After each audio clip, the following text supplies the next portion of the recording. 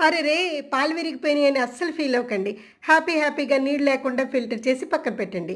లేదా పన్నీర్‌ని ఇలా తురుముకున్నా సరే ఢాబా స్టైల్‌లో రోటికి కాంబినేషన్ పన్నీర్ భుజియా మనం వండేసుకోవచ్చు. దానికోసం 2 ఉల్లిపాయలు, 2 టమాటాలు సన్నగా కట్ చేసి పాన్‌లో 2 స్పూన్లు శనగపిండిని దోరగా వేపించి పక్కన పెట్టేయండి. అదే పాన్‌లో కొంచెం బటర్ వేసి జీలకర్ర వేగిన తర్వాత అల్లం వెల్లుల్లి తురుమును కొంచెం కట్ చేసినవి వేసి మనం కట్ చేసుకున్న ఉల్లిపాయలు వేసి కొంచెం దోరగా వేపిన తర్వాత రుచికి సరిపడా ఉప్పు, పసుపు, కారం వేసి 1 స్పూన్ గరం మసాలా వేయండి. చాలా టేస్టీగా ఉంటుంది ఇది రోటీలోకి. చక్కగా అంతా కలిపేసుకున్నాక మనం కట్ చేసుకున్న టమాటాలను వేసి హైలోనే ఒకసారి అలా ఫ్రై చేసుకున్నాక మనం ఫిల్టర్ చేసుకున్న పన్నీర్ని అంతటిని దీనిలో వేసేయండి.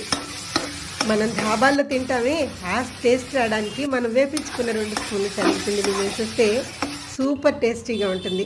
వాటర్ కూడా అస్సలు ఉండదు. కొంచెం కసూరి మెతి వేసి టేస్ట్